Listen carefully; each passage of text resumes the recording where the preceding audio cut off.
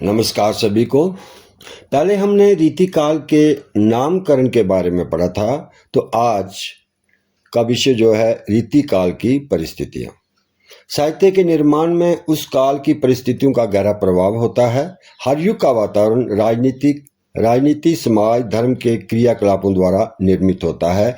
इसलिए किसी काल विशेष के साहित्य के अध्ययन के लिए तत्कालीन राजनीतिक, सामाजिक और धार्मिक परिस्थितियों का ज्ञान होना आवश्यक है।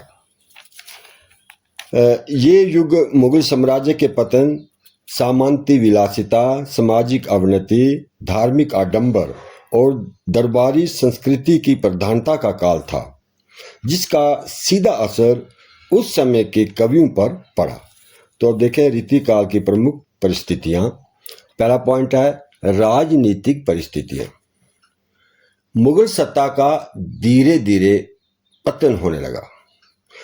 राजनीतिक दृष्टि से ये काल मुगलों के शासन के वैभव का चरम उत्कर्ष और उसके बाद उत्तरोत्तर पतन और विनाश का युग कहा जा सकता है।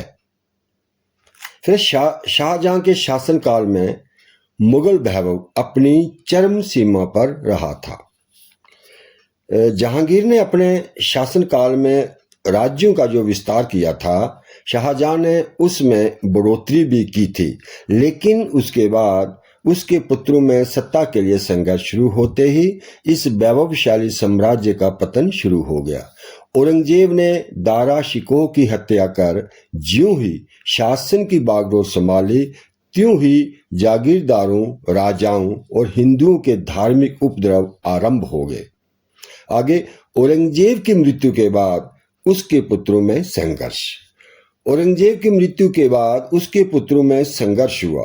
1712 ईस्वी में से इस साम्राज्य का पतन शुरू होता है और लगभग 50 वर्ष तक शासन एक प्रकार से स्थिर न हो सका। तो आगे है सामंती व्यवस्था का बोलबाला। मुगल साम्राज्य के समान ही उधर छोटे छोटे राज्यों में सामंती व्यवस्था का बोलबाला था। राजा और सामंत अपने अपने क्षेत्रों में मनमाना शासन कर रहे थे। वे आपस में अक्सर लड़ते रहते थे। आगे विदेशी आक्रमण। इस काल में नादिर शाह और अहमद शाह अब्दाली जैसे विदेशी आक्रमणकारियों ने भारत पर कई आक्रमण किए, जिससे देश की राजनीतिक स्थिति और भी खराब हो गई। फिर अंग्रेजों का बढ़ता प्रभाव। ईस्ट इंडिया कंपनी धीरे धीरे भारत में अपना प्रभाव बढ़ा रही थी, जिससे भविष्य में ब्रिटिश शासन की नींव पड़ रही थी। तो दूसरा पॉइंट सामाजिक परिस्थितियां। सामाजिक दृष्टि से यह काल बहुत अच्छा नहीं था। इस काल में सामंतवाद का बोलबाला था। सामंतवाद के जितने भी दोष होते हैं, उनका प्रभाव जनता के जीवन पर पड़ रहा था। सामाजिक व्यवस्था का केंद्र बिंदु बादशाह था, उसके अधीन मनसबदार थे। इसके बाद ओहदों के अनुसार दूसरे कर्मचारी आते थे। इन सब का कर्तव्य अपने से ऊपर वालों को खुश करना था। नीचे वालों को ये मात्र संपत्ति समझते थे। आगे वर्गवेद और जाति प्रथा। समाज में वर्गवेद और जाति प्रथा बहुत गहरी थी। ऊंचे वर्ग के लोग ऐश्वर्यपूर्ण जीवन जीते थे, जबकि निम्न वर्ग के लोग गरीबी और कठिनाइयों से भरा जीवन जीते थे। अगर नारी की स्थिति। नारी को भोग की वस्तु समझा जाता था। उसकी स्थिति दयनीय थी और उसे शिक्षा तथा स्वतंत्रता जैसे अधिकारों से वंचित रखा जाता था। कवियों की रचनाओं में नारी का चित्रण अधिकतर श्रृंगारिक रूप में ही मिलता है। आगे शिक्षा का अभाव। शिक्षा का प्रसार सीमित था और यह मुख्य रूप से उच्च वर्ग तक ही सीमित थी। जनसाधारण में शिक्षा की कोई विशेष व्यवस्था नहीं थी। आगे दरबारी संस्कृति। इस काल में अधिकांश कवि राजाओं और सामंतों के आश्रय में रहते थे। राजाओं और दरबारियों को प्रसन्न करना ही इन कवियों का मुख्य उद्देश्य था। तो आगे तीसरा पॉइंट देखें, धार्मिक परिस्थितियां। धर्म के नाम पर आडंबर और अंधविश्वास। समाज में धार्मिक आडंबर और अंधविश्वास का बोलबाला था।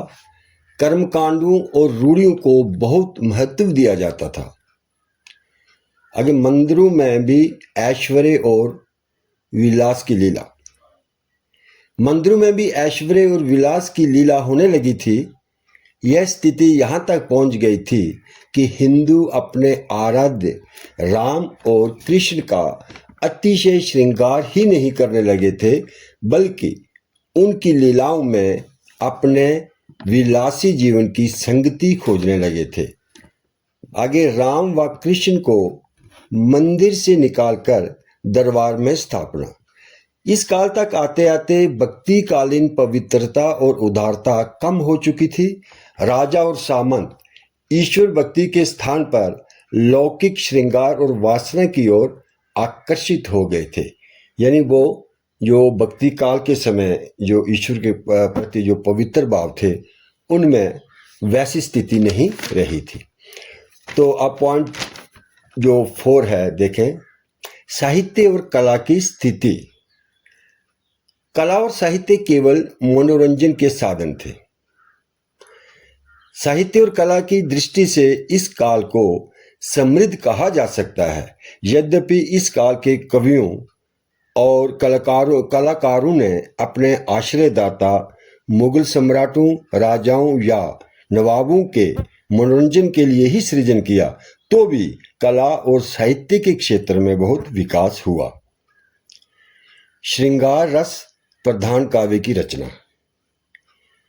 राजाओं का संरक्षण पाने और उन्हें खुश करने के लिए कवियों ने श्रृंगार रस, अलंकार और नायिका वेद से परिपूर्ण ग्रंथों की रचना की। आगे संस्कृत आचार्यों की नकल। कवियों पर संस्कृत काव्य शास्त्र का गहरा प्रभाव था और उनकी रुचि पांडित्य प्रदर्शन तथा कलात्मक उत्कृष्टता में अधिक थी। कुछ कवियों ने संस्कृत काव्य शास्त्र के आधार पर रचना की थी, पर उसमें गंभीरता नहीं थी। तो ये थी कुछ जो रीति कालीन जो परिस्थितियां हैं, उन पर चर्चा। तो आज इतना ही। धन्यवाद। फिर एक नई वीडियो के साथ मिलेंगे।